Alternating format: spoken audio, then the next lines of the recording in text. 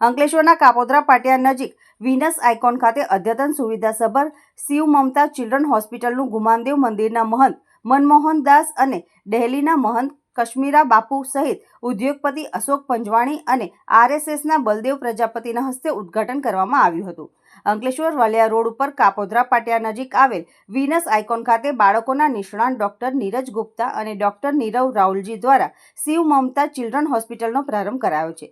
Ankleshwar GIDC સહિત આસપાસના વિસ્તારો તેમજ અન્ય તાલુકાના લોકોને બાળકોની સારવાર માટે અન્ય જિલ્લામાં ન જવું પડે તે માટે અદ્યતન સુવિધાસભર બાળકોની હોસ્પિટલનું નિર્માણ કરવામાં આવ્યું છે. આ હોસ્પિટલમાં 15 બેડ અને અદ્યતન ઇન્સ્ટ્રુમેન્ટથી સજ્જ આઈસીયુની સુવિધા ઉપલબ્ધ કરવામાં આવી છે. ત્યારે આજરોજ આ શિવ મમતા ચિલ્ડ્રન હોસ્પિટલનું ગુમાનદેવ મંદિરના મહંત મનમોહન દાસ, ડહેલીના મહંત કાશ્મીરા બાપુ સહિત ઉદ્યોગપતિ અશોક પંજવાણી અને આરએસએસના બલદેવ પ્રજાપતિ તેમજ બાળકોના નિષ્ણાંત ડોક્ટર સતીશ ગુપ્તાના હસ્તે ઉદ્ઘાટન કરવામાં આવ્યું હતું. આ ઉદ્ઘાટન પ્રસંગે ડોક્ટર મહેન્દ્રસિંહ રાઉલજી, ડોક્ટર તૃપ્તિ ગુપ્તા, ડોક્ટર નેહલ રાઉલજી સહિત નોટિફાઈડ એરિયા ભાજપ પ્રમુખ જય તરૈયા, જિલ્લા ભાજપના અશોક શાહ સહિત અંકલેશ્વર અને વાલિયાના આગેવાનો ઉપસ્થિત રહ્યા. હું ડૉક્ટર નીરજ ગુપ્તા આજે બહુ ખુશીથી કહેવા માગું છું કે અમે મમતા હોસ્પિટલ 45 વર્ષથી ડૉક્ટર સતીશ ગુપ્તાના નેતૃત્વ હેઠળ એમના ગાઈડન્સ હેઠળ ચાલુ છે અને અમારે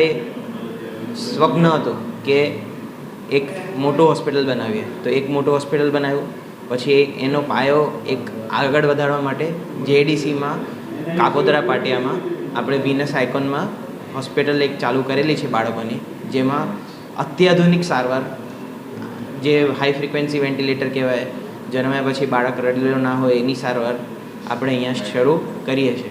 અહીંયા હું ડૉક્ટર નીરજ ગુપ્તા, ડૉક્ટર નીરવ રાવલજી સાહેબ, ડૉક્ટર સતીશ ગુપ્તા, ડૉક્ટર મહેન્દ્રસિંહ રાવલજી સાહેબ, આ બધા અહીંયા ડૉક્ટર્સ અહીંયા 24/7 ઉપલબ્ધ રહેશે. અમારે બધાને સરકારને બધા લોકોને અપીલ છે કે અહીંયા આવીને તમે જેડીસીની પબ્લિક, જેડીસી જે લોકો જેડીસી વિસ્તારમાં રહે છે, જેમને સિટીમાં આવવામાં તકલીફ થતી હોય તો એમની માટે એક નજીક સૌથી સારામાં સારી ફેસિલિટી. ઓકે, સો આજે 20 જુલાઈ આપણે શિવ મમતા ચિલ્ડ્રન હોસ્પિટલના ઓપનિંગ કર્યું છે આજે.